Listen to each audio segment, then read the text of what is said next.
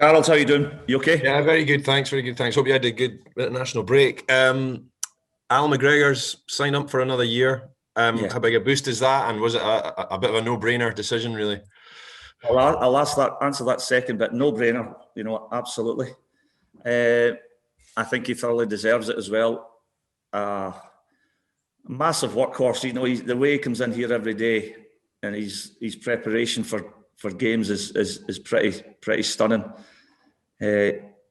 All goalkeepers work extremely hard. During my time as a player and through working at clubs, goalkeepers, they are different. They're different makeup to outfield players.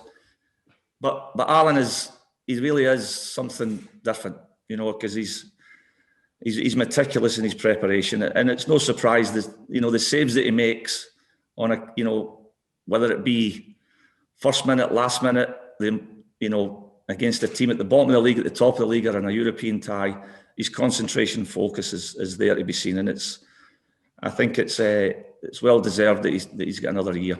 No concerns from him about playing past 40, then, no.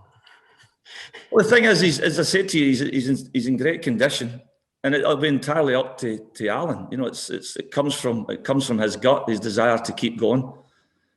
But I've been a player that's got to an end, played pretty long, and you get to a point, and maybe his body will tell him. But at this moment in time, there's no signs of that. David Edgar. Morning, Gary. Good morning. With the way the fixtures have worked out, has it almost been a case of being able to reset after the emotion of the last few weeks and now go into what is essentially a bit of a mini season with the rewards of potentially finishing undefeated and, of course, the Scottish Cup?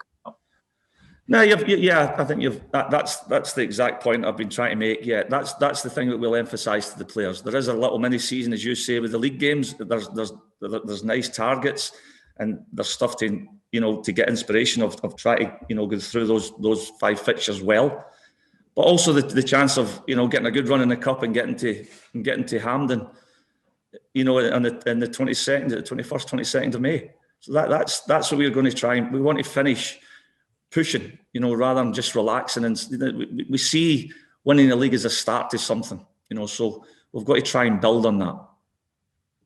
Gabriel, go ahead. Hi, Gary. You said you got to try and build on winning the league. Obviously, the monkey is off the back with that and winning a trophy. But do you think there's almost another monkey to get off the back in terms of winning a cup competition? Not necessarily, but what I wouldn't do is we can't sit back and relax. I think it's the job of obviously the gaffer and all the coaching staff to emphasise and push the players to go and finish the season with a bit of style.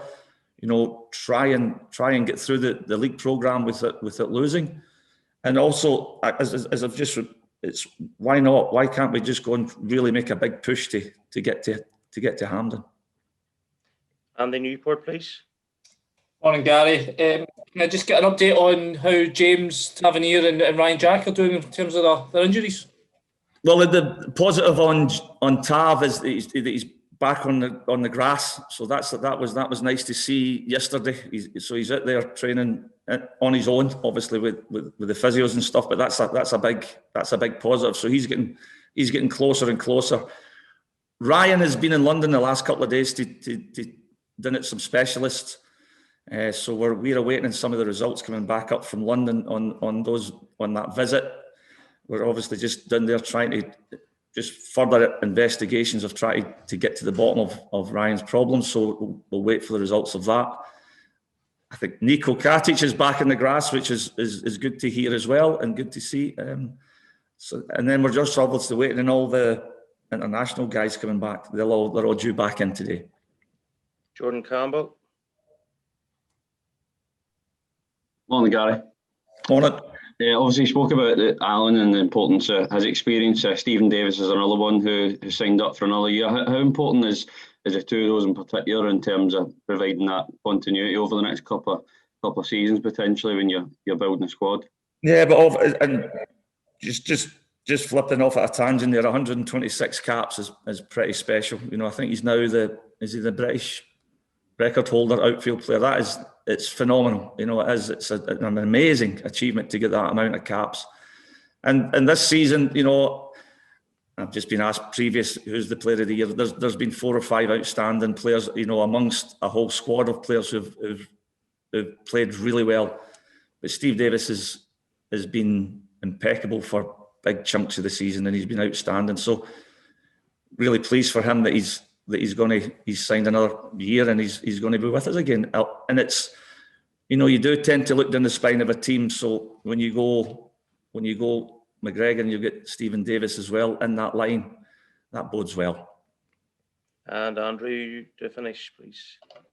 Morning, Gary. Obviously, this is a cup competition you'll be determined to win, but does the game this weekend maybe present you with an opportunity to give a bit of game time to guys who haven't played maybe as much as others this season?